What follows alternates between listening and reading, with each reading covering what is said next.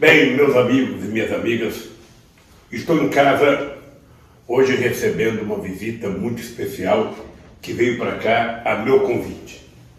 Primeiro porque eu estava com muita vontade de conversar sobre a crise na saúde brasileira, o coronavírus, a crise mundial, sobre economia, e resolvi chamar um companheiro que eu tenho muita confiança, um companheiro que eu acredito muito, um companheiro que tem muito bom senso para discutir o assunto dele.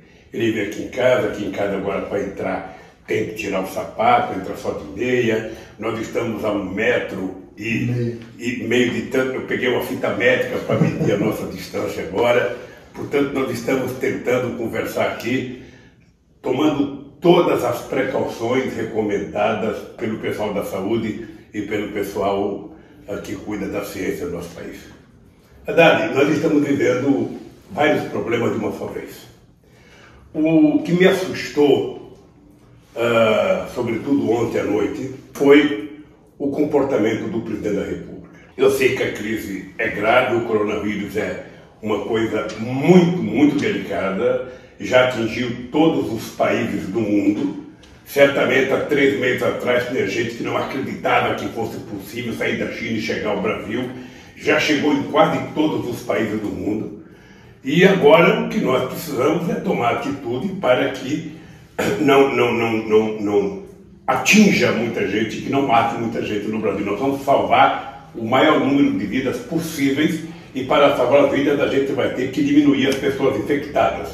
E para diminuir as pessoas infectadas, nós vamos ter que ter uma precaução, o confinamento, ou sabe, manter as pessoas sozinhas.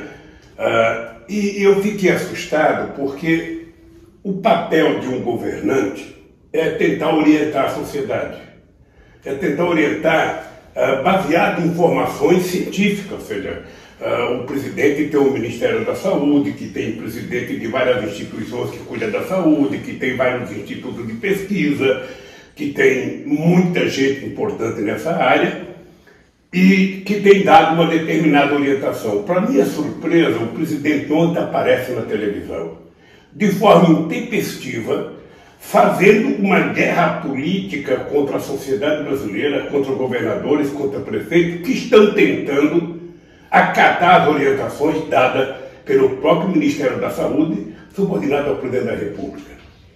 E eu fico imaginando se é esse o papel de um presidente da República, ou seja, seria mais correto que ele tivesse convocado uma reunião com os governadores de estados, com o secretário da Saúde, juntado o seu ministério, dado orientação única para que o Brasil pudesse agir de forma coesa a nível nacional. Seria importante que, junto com essa resposta na saúde, a gente desse uma orientação de como a gente vai manter as pessoas, sabe, isoladas e preparadas e precavidas para não pegar o vírus. Eu queria te fazer uma pergunta e depois eu quero fazer um comentário. Como é que você viu o pronunciamento do presidente da República ontem? A quem ele falou? Com que interesse ele falou? Qual era a preocupação do presidente naquele instante? Porque a mim parecia uma preocupação eminentemente política e eleitoral. Ou seja, ele não está pensando no povo brasileiro, não está pensando no coronavírus, ele está pensando nele. Então eu queria saber como é que você interpretou. Bom, presidente, em primeiro lugar eu queria agradecer o convite para estar aqui com o senhor, conversando sobre um problema nacional de tanta importância, é uma crise que nós vamos ter que superar juntos. Eu fico preocupado com o comportamento errático do presidente, né? Eu vou fazer menção a uma decisão que ele tomou domingo à noite e que ele teve que revogar na segunda-feira à tarde. Ou seja, uma decisão que não durou 24 horas. Aí já na segunda-feira de manhã já estava revogando. Pois é. Ou seja, no domingo ele toma a decisão de que os empresários poderiam parar de pagar salário por 4 meses, sem que o governo dissesse para os trabalhadores em geral como iam sobreviver nesse período. Dada a comoção que a decisão causou no país, ele foi obrigado a revogar uma medida provisória que ele próprio tinha assinado na véspera.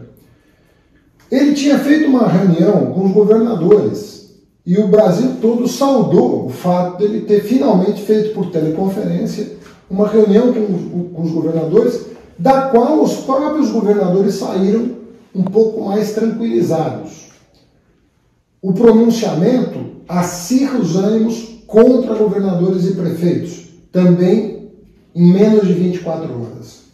Então, o que eu gostaria até de ouvir o senhor falar, o senhor enfrentou uma crise, a maior do pós-guerra, em 2008.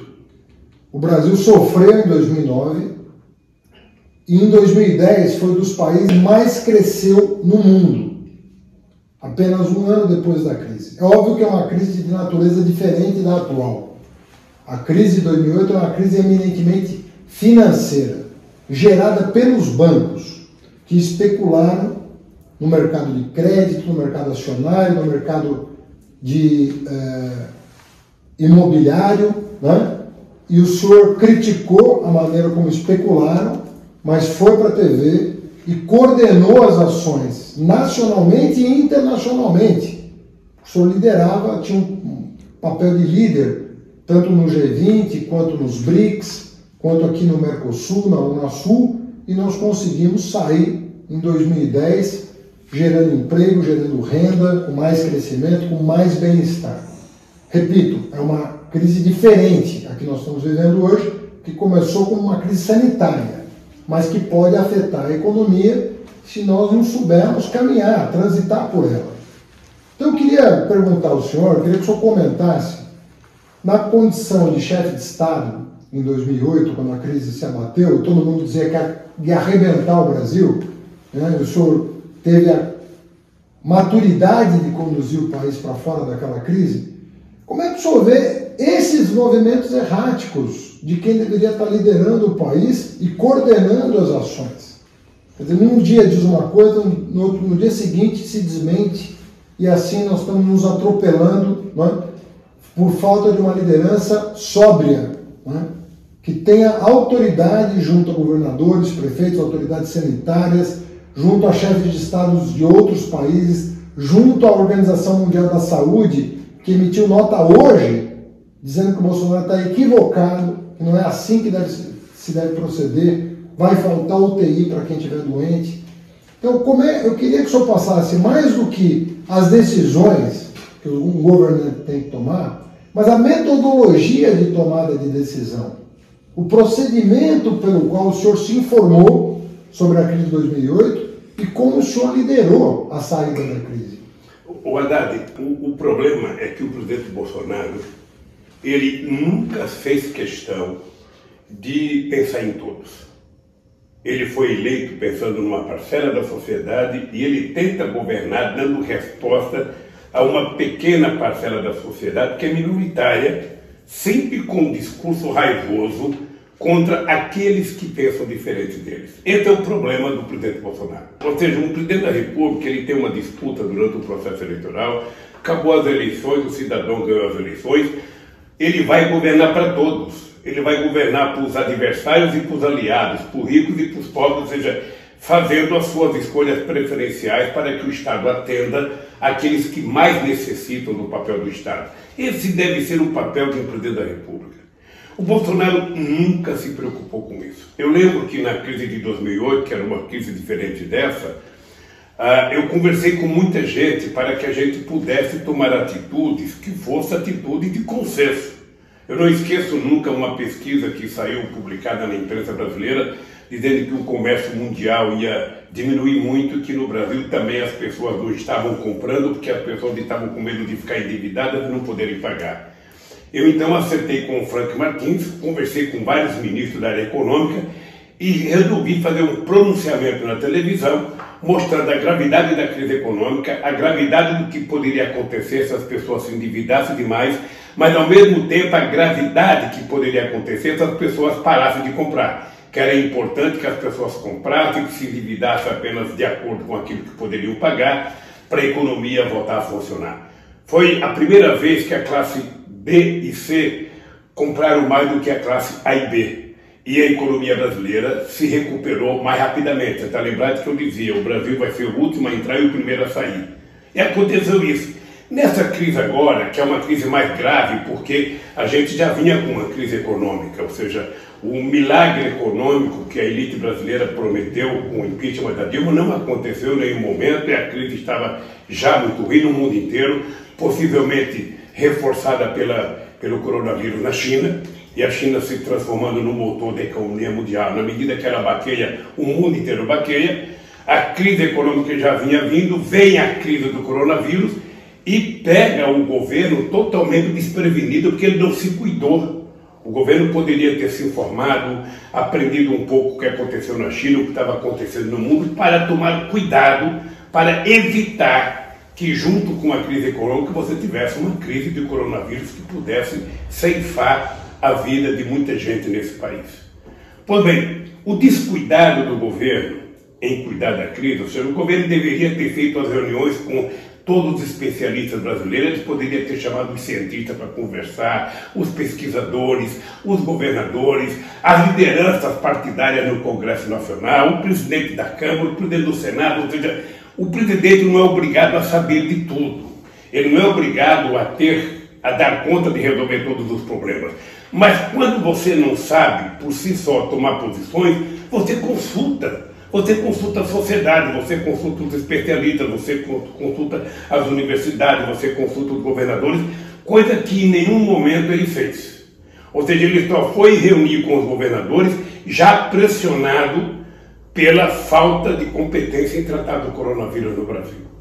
Pois bem, e quando ele faz o pronunciamento que ele fez ontem, ele dá uma demonstração de inabilidade política tremenda, porque ele não estava preocupado com o coronavírus ontem à noite, ele estava preocupado com ele estava preocupado com o público que ele queria se dirigir para manter o clima de acirramento político no Brasil, coisa que nós não precisamos agora de acirramento.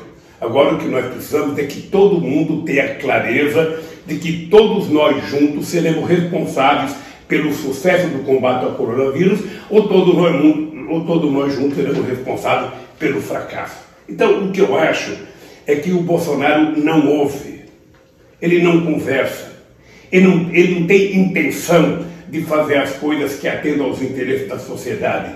Ele tem a intenção de fazer as coisas que interessam a ele ou ao grupo que ele pertence. Inclusive, Haddad, eu penso que depois de ontem o ministro da Saúde ou renuncia e diz que não pode continuar sendo ministro de um presidente que não acata as orientações que ele dá. Ou ele renuncia dizendo que não é possível que ele, que é ministro, nunca falou no assunto, o presidente da República fica vendendo a ideia de que o remédio da malária é o remédio que vai curar, sabe, o coronavírus, sem nenhuma prova científica, apenas com desejo por causa de uma fala do presidente Trump. Ora, nós temos aqui centros de pesquisa de extraordinário, eu poderia citar apenas um, Oswaldo Cruz, ou citar a Fiocruz, ou seja, que já poderia estar pesquisando, não, mas ele não se preocupa com a verdade, ele não quer a verdade. O que ele quer é criar o caos no país. Ora, nesse momento, Haddad, eu acho que o presidente da República deveria ter aparecido na televisão para dizer o seguinte: olha, é grave, nós precisamos isolar as pessoas mais vulneráveis, nós precisamos cuidar das pessoas, nós precisamos cuidar das crianças, nós precisamos saber que setor produtivo vai continuar produzindo no país, como é que nós vamos cuidar para essas pessoas terem segurança no serviço, porque as pessoas têm que produzir alimentos, as pessoas têm que produzir coisas, remédios para a sociedade.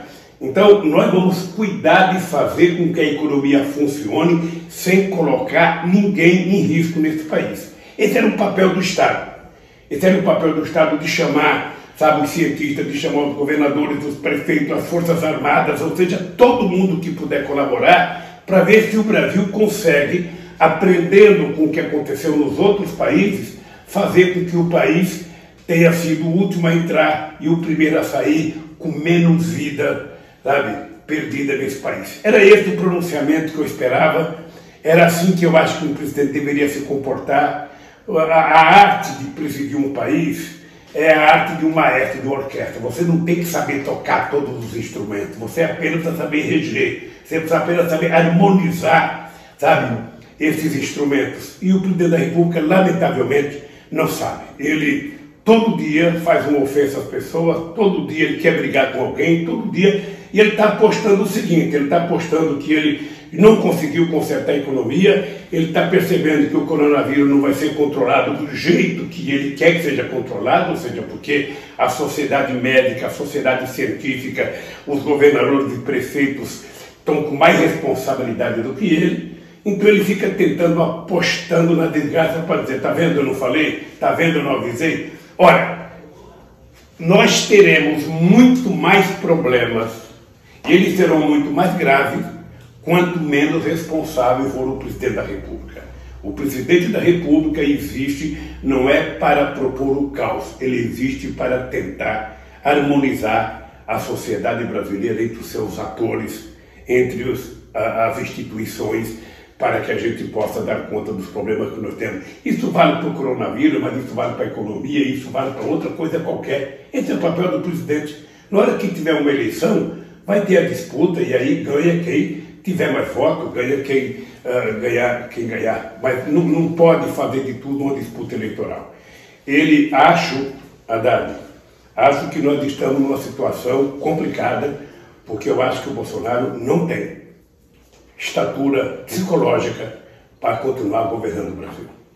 Ou esse cidadão renuncia, ou se faz o impeachment dele, ou alguma coisa, porque não é possível que alguém esteja tão irresponsável de brincar com a vida de milhões de pessoas como ele está brincando. Sabe? Sem nenhuma prova, sem nenhum conhecimento de causa. Deus queira que não morra ninguém, Deus queira que ninguém...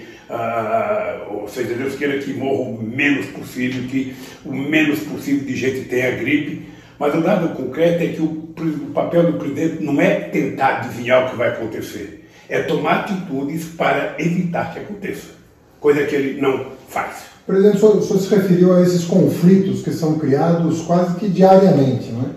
De uma semana para cá, nós tivemos, a partir do dia 15, um conflito seríssimo com o Supremo Tribunal Federal e com o Congresso.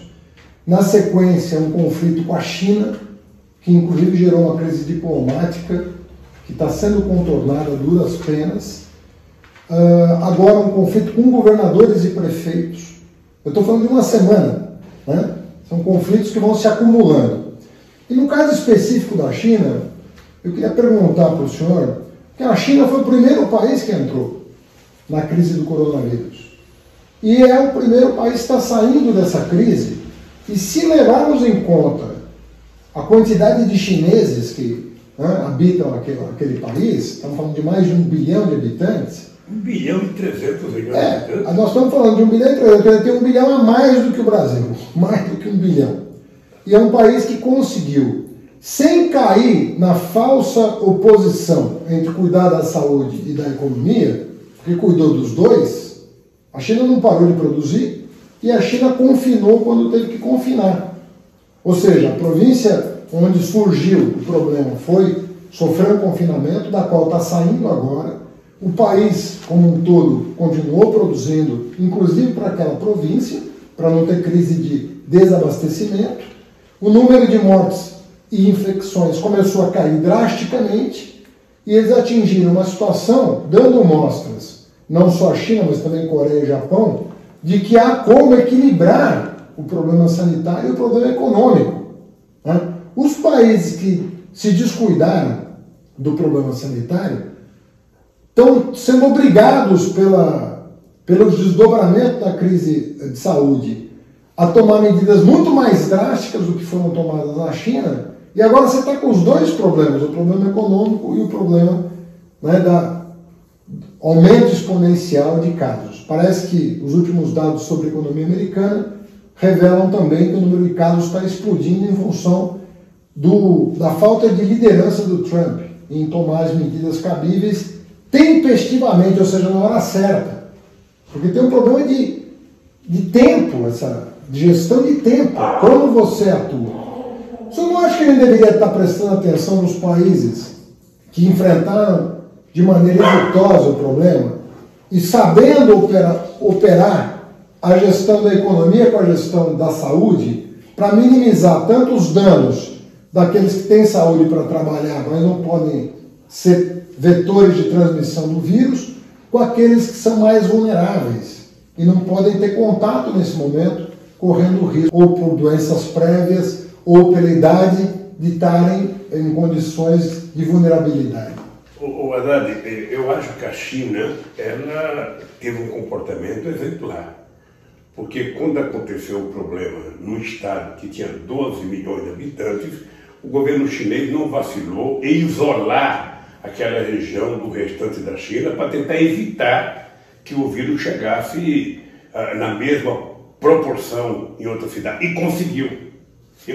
Veja, é verdade que foi o primeiro país a ter o coronavírus e foi o primeiro país a dar uma resposta positiva no combate ao coronavírus. Tanto é que hoje eles estão tentando ajudar vários países do mundo, estão se oferecendo para vender produtos ou para doar produtos para outros países. O Brasil deveria pegar isso como exemplo. Mas a impressão que eu tenho é que se o ministro da Saúde de um lado parece civilizado e quer ter acesso a isso, parece o presidente da República incivilizado, não querendo, tendo um modus próprio de se comportar.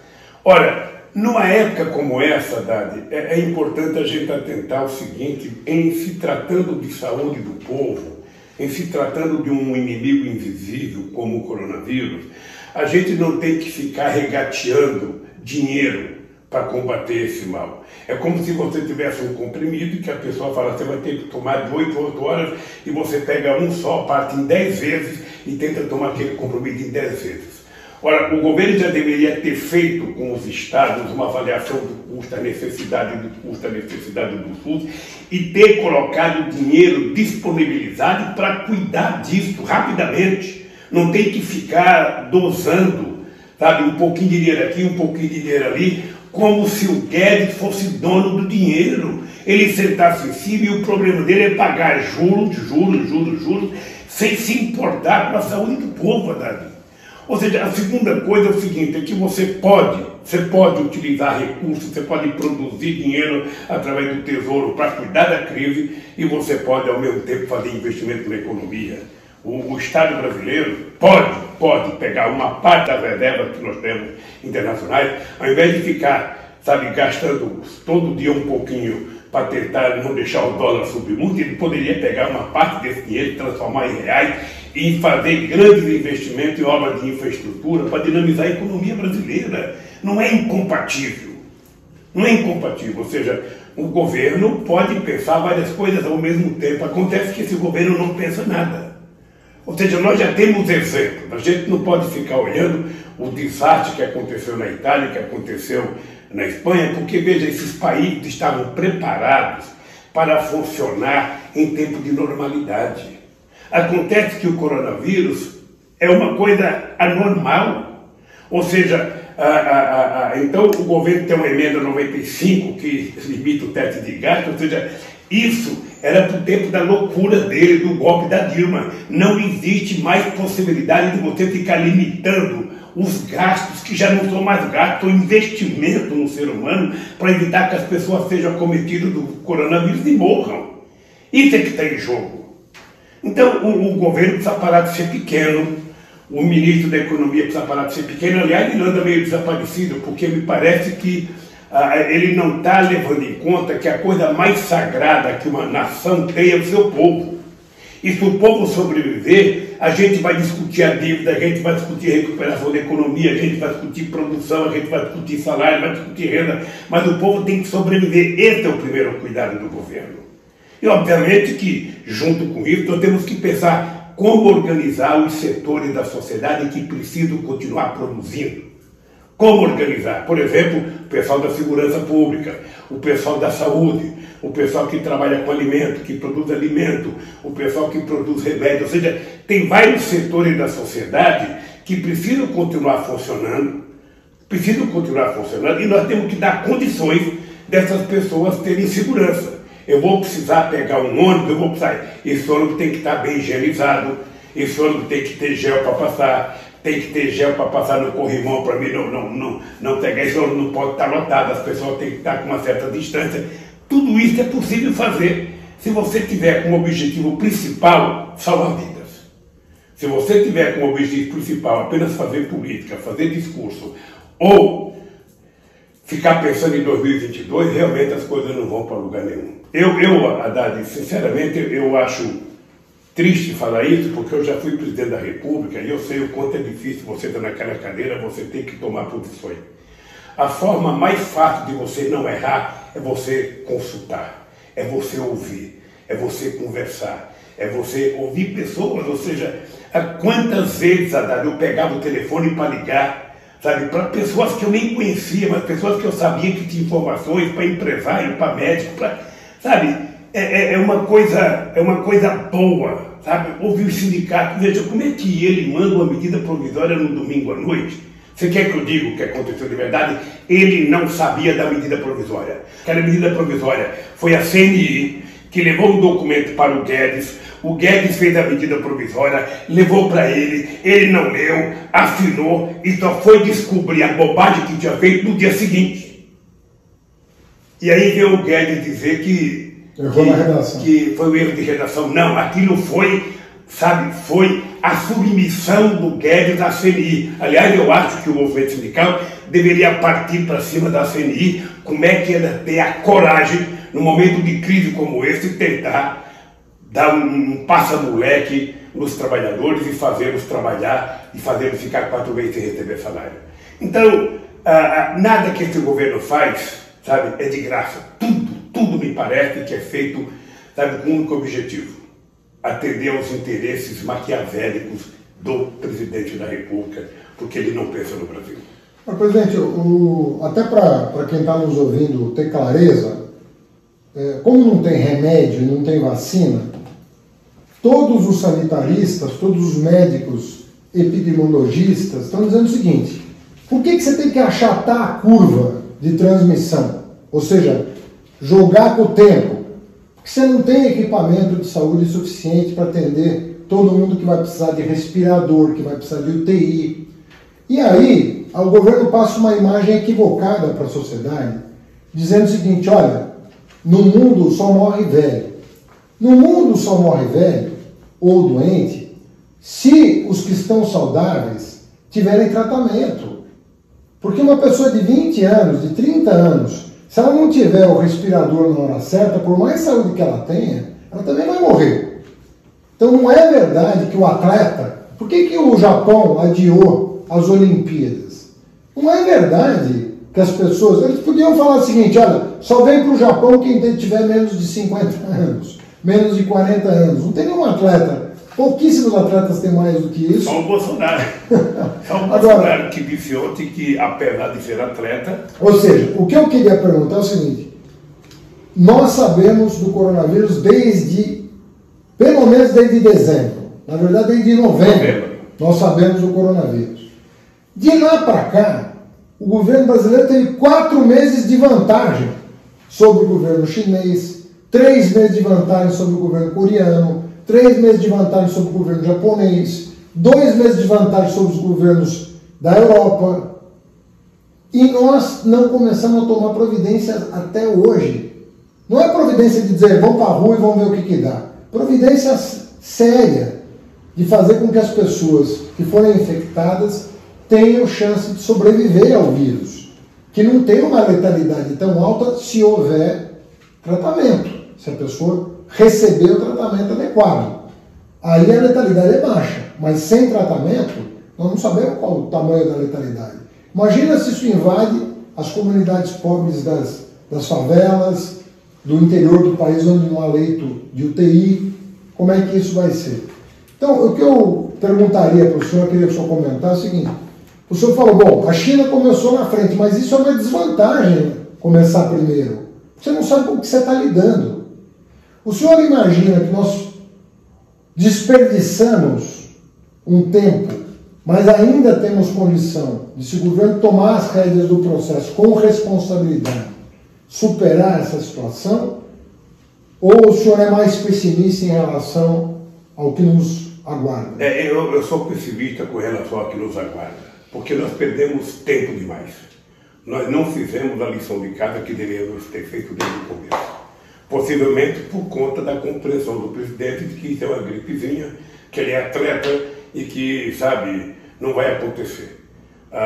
se ele tivesse agido com responsabilidade, se tivesse liberado os recursos no tempo certo, se tivesse orientado através do Ministério da Saúde os estados e os municípios a fazer as coisas corretas, quem sabe a gente já tivesse máscara, quem sabe a gente já tivesse respirador, quem sabe a gente já tivesse feito o teste em todo mundo. Sabe? Quem sabe já tivesse feito milhões de testes. Ou seja, entretanto, como eles brincaram achando que a China é longe, não vai chegar no Brasil, é um vírus chinês, não vai chegar no Brasil, ou seja, sabe, ele deve entender que a Terra é plana, portanto, sabe, era mais difícil de chegar aqui. Bom, o dado concreto é que chegou. Ora, o que eu acho? A gente não tem que ficar lamentando, a gente tem que trabalhar mais. Tem que trabalhar mais.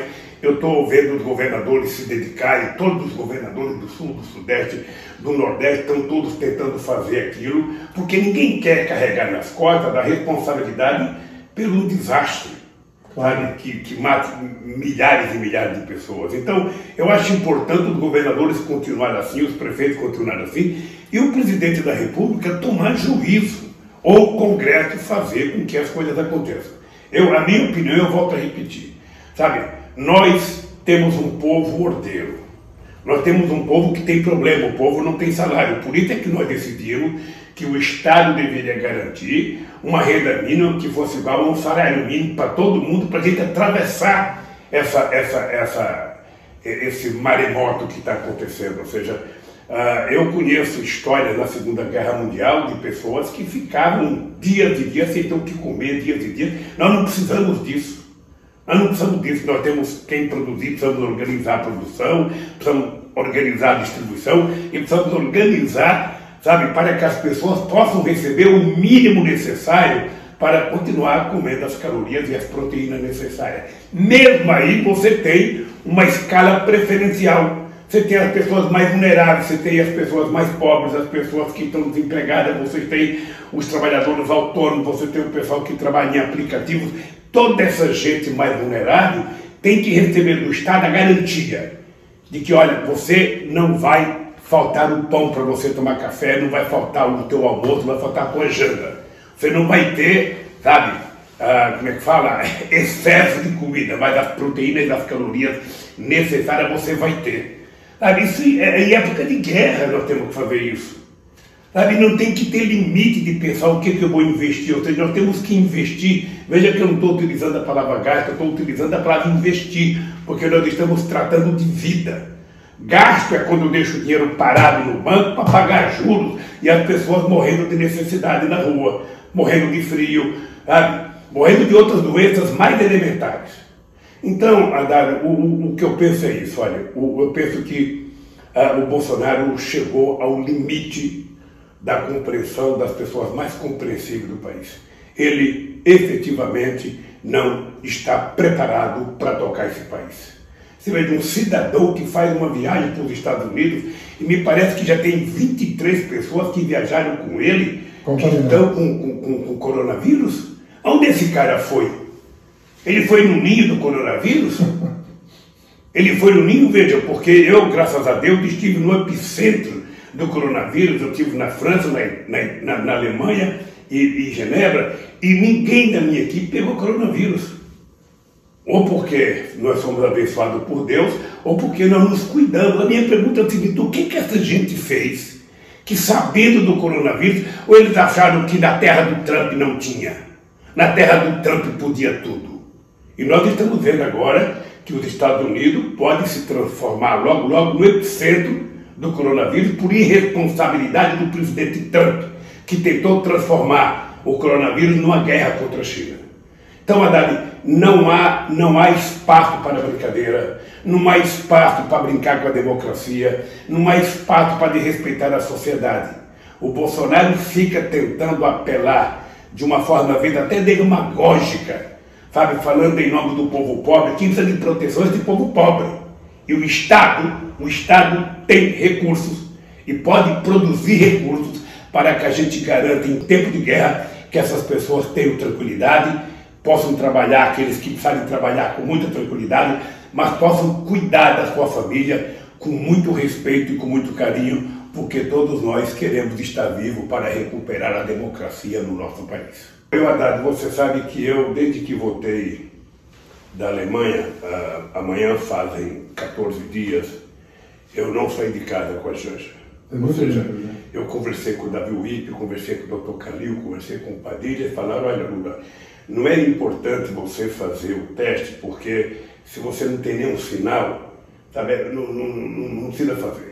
Então eu resolvi ficar em casa. Eu resolvi ficar em casa de quarentena, não saí, não vi minha netinha que nasceu, eu tenho uma netinha que nasceu, a Letícia, nasceu quando eu viajei para a França, eu não vi ela, não vi o Luiz Cláudio, não vi minha nora, não vi nenhum filho meu até agora, porque eu acho que é uma das formas que eu posso contribuir para combater com o coronavírus. Agora que vai completar 15 dias, eu vou voltar a falar com os médicos, vou perguntar o que eu faço agora.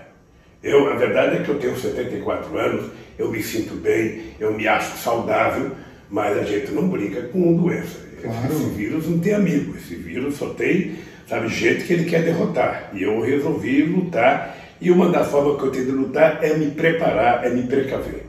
Obviamente que tem gente que tem muito mais necessidade, tem gente que fica pensando, pô, se eu não for trabalhar, a minha patroa vai me mandar embora. E eu queria dizer, olha, nenhuma patroa tem que mandar a sua empregada doméstica embora. Por favor, libera a sua empregada doméstica e paga o salário. É a contribuição para o humanismo que você está dando nesse momento. Nenhum empresário precisa dispensar trabalhador agora. Todo mundo sabe que é possível dar férias coletivas de 30 dias. Vamos deixar as pessoas em casa e vamos ver o que vai acontecer. E depois a gente toma novas medidas. E o presidente da República, ao invés de ter a necessidade de falar bobagem todo dia, ele, pelo amor de Deus, seja responsável, converse com as pessoas, discuta com o Congresso, discuta com os governadores, com serenidade, discuta com o movimento social com muita serenidade, sem querer saber quem tem razão ou não.